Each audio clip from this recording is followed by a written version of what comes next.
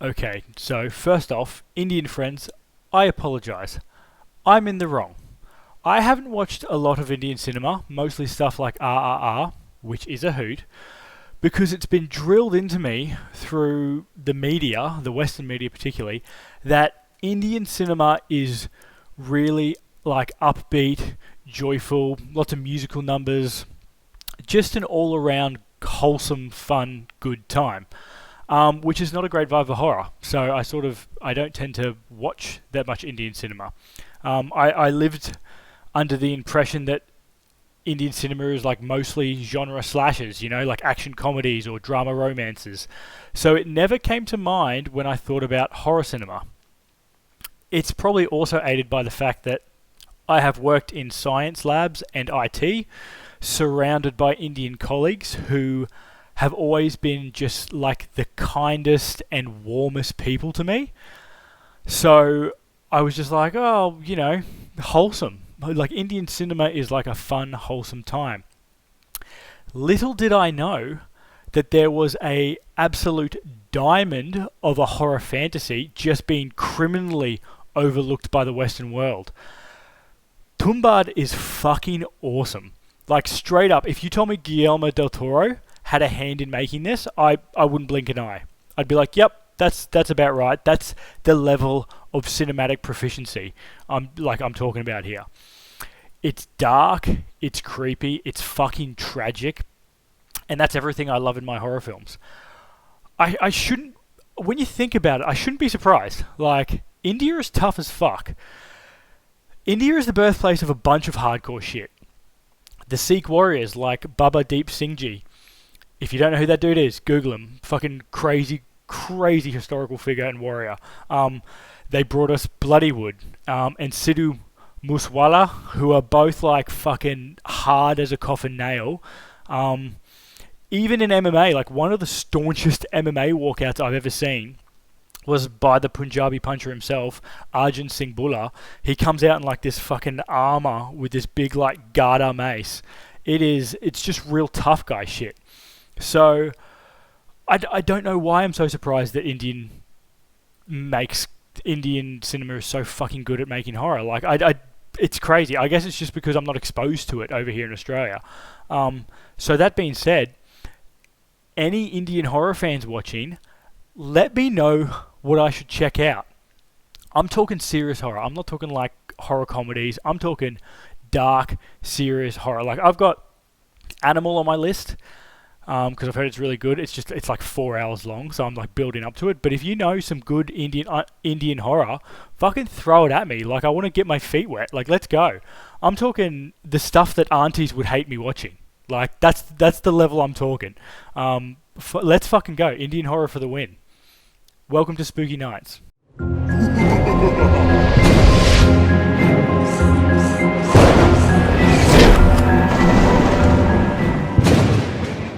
As I stated before, Tumbad is a horror fantasy, and it's a fucking bloody good one.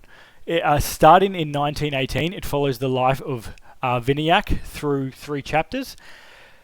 The story starts on the edge of the town of Tumbad, hence the title, as Vinayak and his brother and his mother live in an isolated and poverty-stricken life, caring for the cursed grandmother of the local lord.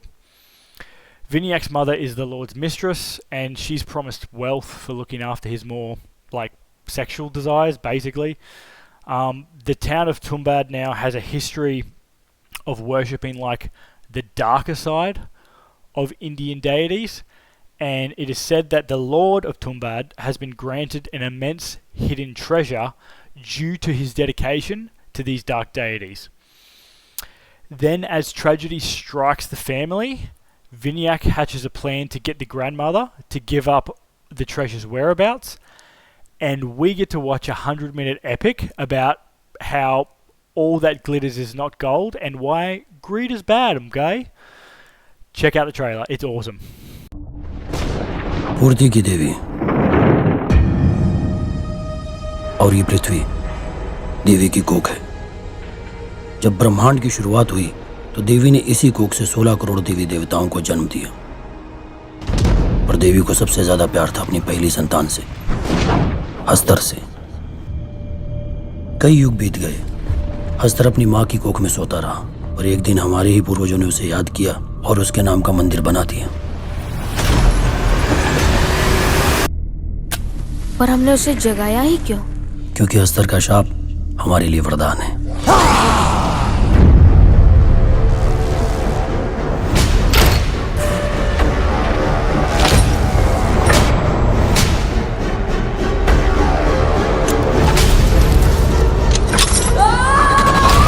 डरा नहीं रहा हूं, तुम्बाड़ के लिए तैयार कर रहा हूं। Now, you probably worked this out from that intro. I fucking love this movie. Dark fairy tales are right up my alley, and this is darker and more fairy tale-y than most. The director, Rahi Anil Barve, I'm sorry if I butchered that, I'm trying, wrote the first draft for this movie when he was 18. 18. I was like blackout drunk on a park bench in the valley at 18. This motherfucker's writing like ridiculously good scripts.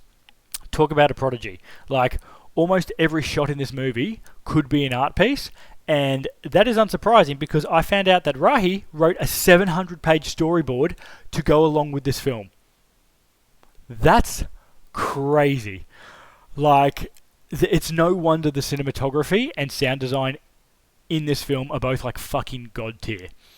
This movie is by definition a labour of love, and it's criminal that it's been overlooked in Western cinema. Like, I know, you know, lots of award ceremonies and stuff tend to have like a Western European lean, but shit, man, like this is fucking great. However, I hadn't heard of this until recently, specifically because I saw a Reddit post about foreign horror, and this was on it, and then I brought it up with an Indian colleague, and he's like, "Oh yeah, it's fucking great, dude. Check it out." The world created by Rahi is amazing, and he intertwines the historical happenings during the time, like World War One and British colonization, effortlessly, and it gives the fantasy in this world like a real world anchor. This isn't like a crazy fantasy world. Like, there's not high magic and stuff going around all the time. This is the real world. This is just a fantastical occurrence that happens within it, and because of that, you can't help but draw similarities between this and like Pan's Labyrinth or The Devil's Backbone, and I mean that in a positive light because I am a huge Del Toro fan. This was a delight. This movie was a delight for me. Sohum Shah, who plays adult Vinayak, is fucking outstanding at playing a man who's like really... He's so obsessed with wealth that he can't see the forest from the trees. Like, it's all about, like, what are you doing this for, dude? Also, this fucking dime piece, he sports possibly the greatest movie mustache of all time. Like, I thought my soup strainer was decent. This man has like peak mustache. Like, along with his amazing performance, it's just, frankly, I'm furious with envy at this man. It's fucking outstanding, just so good. The lore around the various curses and creatures is super interesting as well, and the tasks that some of the characters have to undertake in this movie reminded me of like the labors of Heracles. So, like, I fucking love that. I'm a mythology nerd. I love that shit. Be aware, though, as with most mythological stories, the subject matter is fucking dark. There's a lot of child hitting, there's a lot of infidelity, there's a lot of drug use. So don't come into this expecting, like, Bollywood happy, go fun time. This is not it. This is fucking dark, and it's awesome. That being said, there are 2 songs in this that are bangers. Like, there are 2 songs in this that are absolute bangers, and they play through montages, and I can't get them out of my head. Like, despite what's going on in the scene, like, I was just on my couch, like, just bopping along, watching people, like, do opium in a brothel, and I'm gonna be honest, I think I was having as good a time with them as they are, at least, because the music's so good in this. Like, this, I mean, all the sound design in this is awesome, but bangers. I looked them up on Spotify and I had to listen to them again because they're so fucking good. The only real negative to this movie is that one of the creatures has some like slightly janky CGI There's actually very little CGI in this movie, which is probably why it looks so good. Almost everything in this movie is made by amazing practical effects and actual weather events. Like Rahi Anil Barve actually waited for the correct time of day and year to film this because he wanted the perfect light and he wanted like real weather, real storms. So the man's not using CGI to be lazy. It's simply because of the way the creature moves. The practical effects probably wouldn't have worked to do that, like especially like in motion. But given the budget for this film, which is like I think it's like $600,000 US, it didn't take me out of this film at all. Like this usually janky CGI, I'm like, oh fuck. I didn't give a shit because the story's so engrossing. It's so good. I didn't care. I was like, yeah, I forgive that, man. You've worked your ass off for this film. It's awesome. It's not just lazy bullshit CGI. This movie is why I do this channel. Like, finding hidden horror gems fills me with so much joy, and Tumbad is one that I will be singing the praises of for many years to come. Hey guys, this is like a PS. I was editing this and then I realized, oh, I didn't tell them where to get it. This is a hard movie to get a hold of, so I had to be very creative with my VPN settings. I hear Belize is nice this time of year, but I found it on Prime Video and I had to pay for it. That being said, I'm sure you can find it on the internet. I'm sure a Google or YouTube search even would probably point you in the right direction. But yeah, thought I'd just edit in, hence that's why everything's changed. This is hours after I've shot and I was editing, but I thought I should put that in because it is a hard movie to find. But it shouldn't be. It should be fucking everywhere because it's awesome. Anyway, back to the original cut. I recommend watching this if you like fantasy horror. You know, I've said it, Guillermo del Toro, The Witch, that sort of shit. Robert Eggers. There's a bit of Robert Eggers in this, to be honest. If you love finding weird little movies and then bringing them up in conversation to show that you're a real film nerd, don't worry, we all do it. This is a good one for that. If you love practical effects, the grandmother in this, there's like a hag-like grandmother. She's fucking terrifying. It's all like all of this practical effects. There's some pretty good gore. I didn't think they'd go that gory, and then they did. It was awesome. If you love Indian cinema, but thought it was all like happy, amazing music and dancing and comedies, like have a look at the full breadth. Like this is a good measure for that. This is awesome. This is the darker side of it, and it's fucking great. I don't recommend watching this if physical child abuse is a trigger for you. There's a lot of it in here.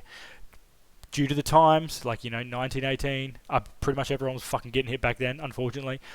But there's a lot of it in here. There's some pretty tough scenes to watch, so be warned. If you struggle with subtitles at all, again, probably not one for you.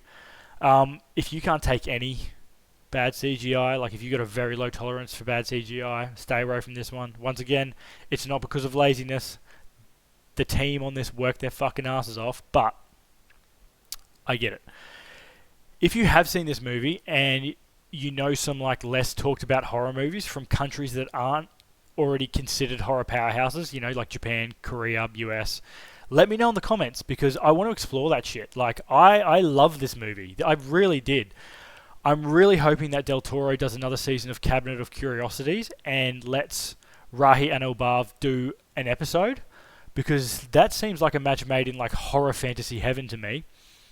If you're looking for movies like this, have a crack at Apostle, The Wailing, or of course Pan's Labyrinth.